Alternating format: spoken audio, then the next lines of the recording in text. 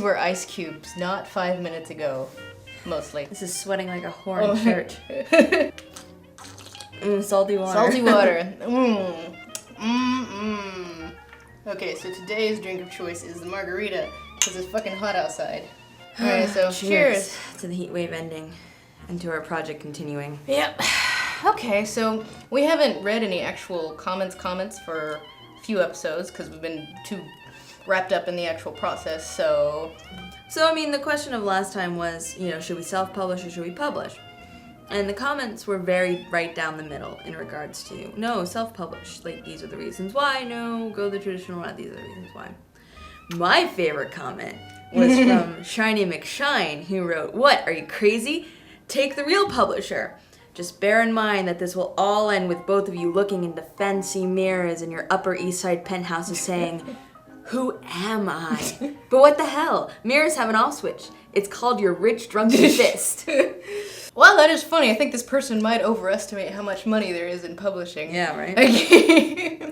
I mean, there were some comments that really pointed out that with self-publishing, we don't have to answer to anyone in regards to why we're doing this. And because that was one issue we were finding with the publishing house that did contact us, which was that they wanted us to transform it into something more National Lampoon's parody-like. Like, they kind of wanted, the impression I got was they wanted something more in the vein of Pride and Prejudice and Zombies, where the gimmick is right on the cover, so no one, like, there's no confusion as to what this is. Yeah. And I got several people who actually, like, who left comments wanting me to clarify that, like, hey, I make my living as an author. So yeah, I mean, when I meant the outliers were, like, the, E.L. James's super blockbuster ones. Yeah. But, yes, there are a lot of people that make their living through self-publishing now. Definitely. And that is very cool. Good on you. I'm jealous. Erin the Red, had some good questions. She mentioned that the turnaround was long. I agree.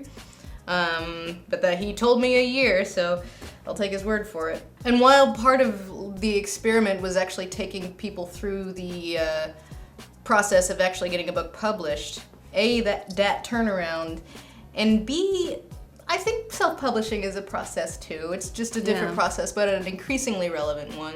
Especially as if we look at, with self-publishing, though, what we'll be able to explore instead is self-promotion. Oh, yeah. And what... That stuff you have to do now. Even if you are traditionally published, you as an author have to... Well, if you look at, like, the self-promotion that Hyperbole and a Half has been doing, which is hilarious, by the way.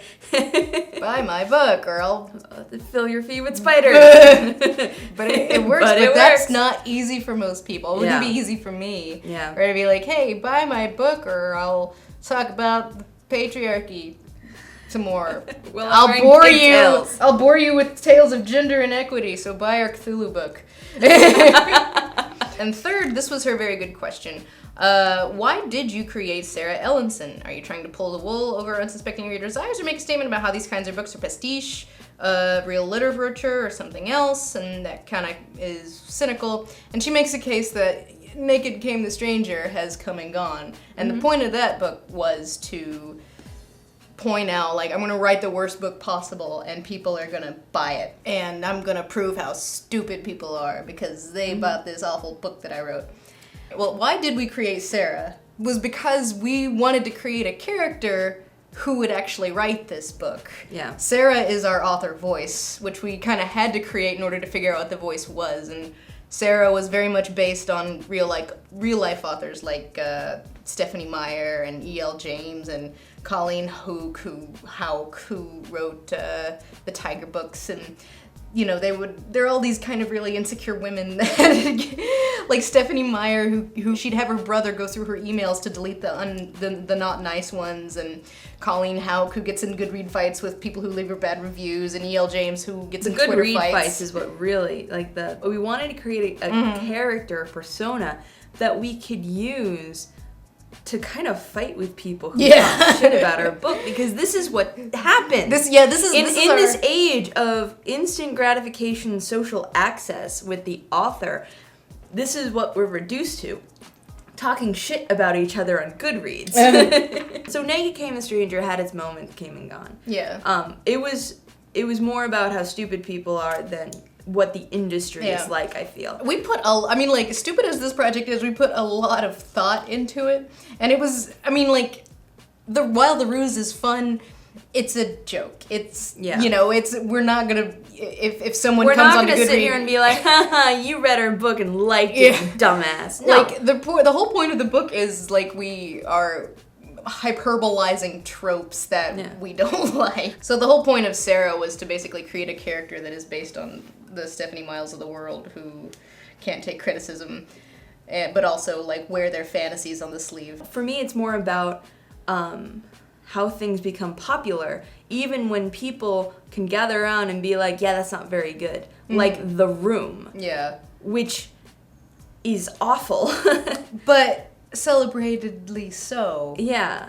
To me, it was more about isolating the sort of terrible elements that people liked and taking them to their extreme. That was the point of the actual book to me. And in that way, yes, it is definitely a parody and meant to be taken as such. But Poe's Law, not everybody will. Because we read it and we think it's hilarious, but not everyone might. They might think, like, yeah, that would be really hot if he tied me to a chair. But I think the thing about, like, movies like The Room and Birdemic and even Showgirls, like these camp classics of badness, they didn't set out to be that. Yeah. Whereas something like, say, Blazing Saddles or Young Frankenstein, they're genre parodies, but lovingly so. So I don't really know where exactly we fall, because we're, like, fascinated by Twilight and that ilk, but I don't think we're fond of it. Yeah. But I guess we kind of are. Otherwise we would have given up on this months ago. Yeah. But as such, it is a much more subtle parody than I think a mainstream audience might go for. But that said, I did... Which I think is why Poe's Law is going to play so hard in this one, if it reaches beyond you, our viewing audience. Yeah. I mean, to us, it's super obviously a parody. We shall see if people take it as super obviously a parody. So I emailed them and I basically said, I think we could definitely talk about extending this web series into being something that might be useful to them, and doing a different sort of funny book that is also crowd interactive, like our last one was, but maybe not this one, because I think we do kind of want to retain the creative control, and I think people aren't going to want to wait a year. A year from now they'll be like, what? Oh, what I forgot about that. Yeah. Yeah. And what are we going to sit here and talk about for an entire year? I want my instant gratification. Yes. Dang nabbit. So, I think self-publishing is where it's at.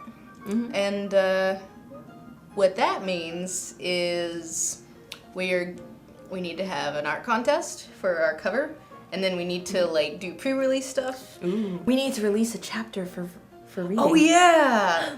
I think, and did I mention that our friend Sarah now has a website? So you can go onto Sarah's website and see the teaser chapter. I forget which one it is.